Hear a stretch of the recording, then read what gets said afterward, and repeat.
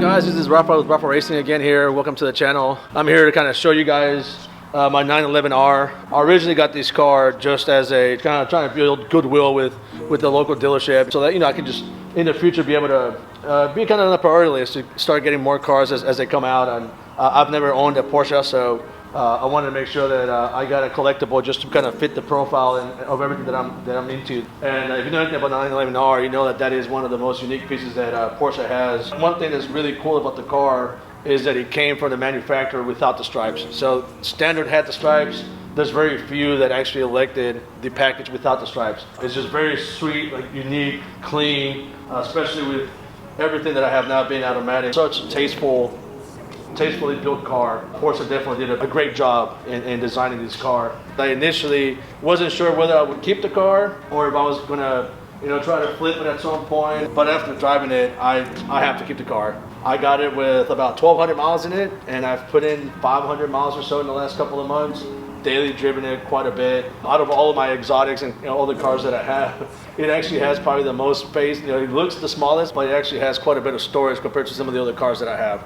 The storage space in this thing is probably 3 times that of the SF90. The interior is just very simply built.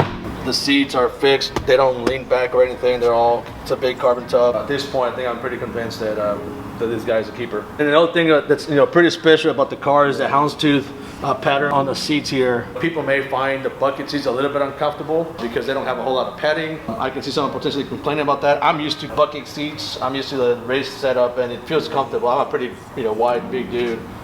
I don't personally have any issues with it, but it's one of those things. Obviously, it's not very easy to get in and out of any of these cars, so I gotta do a little bit of yoga to be able to crawl out of these things because I'm super stiff all the time.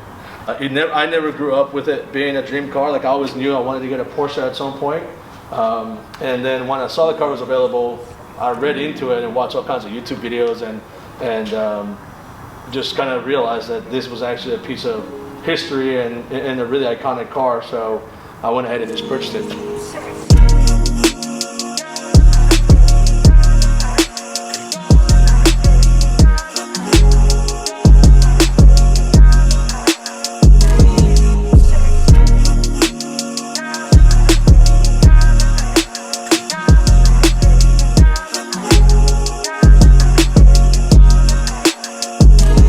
Alright, so we're about to take the car out for a quick spin. Cody's going to hop in with me and just kind of show you guys around and be able to see the interior of the car, what it sounds like, what it feels like. I truly enjoy driving it, especially on the stick. It's just a lot of fun to drive and a crazy toy to have.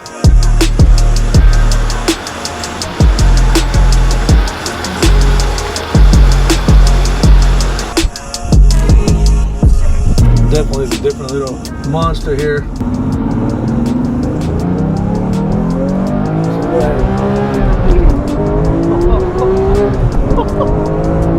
Just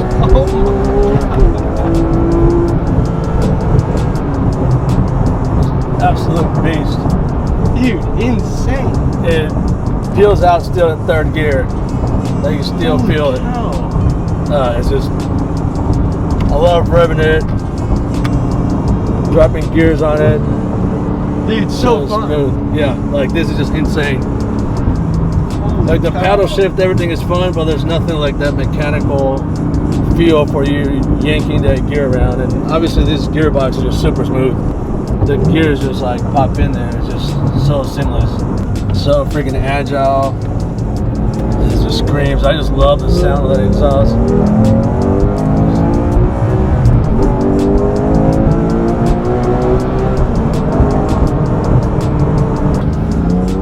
Yeah, it's so freaking fun.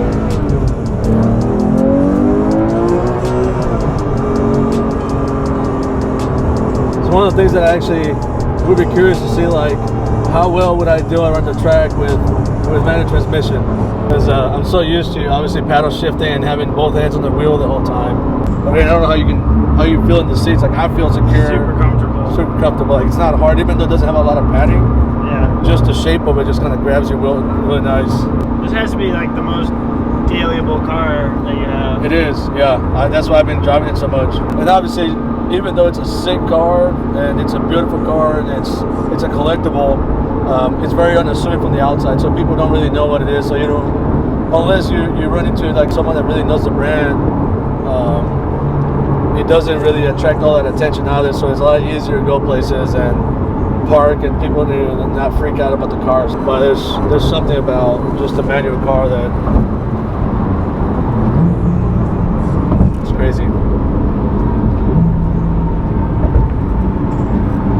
Alright, so yeah, that was the end of the cruise here. If you guys like the content, please follow, hit notifications, a lot more stuff to come. So hopefully you guys are enjoying the content we're putting together and kind of learning a little bit about me and the cars that I have. If there's anything else that you guys like to see, any sort of shots of the cars, any other cars that you are interested or know that I have or that you want to see more about, make sure and leave comments on what you think about the video. I want to make sure that I'm putting out the type of stuff that you guys want to see. So if you have any ideas or any comments, you know, please share, and you know, looking forward to showing you guys a lot more.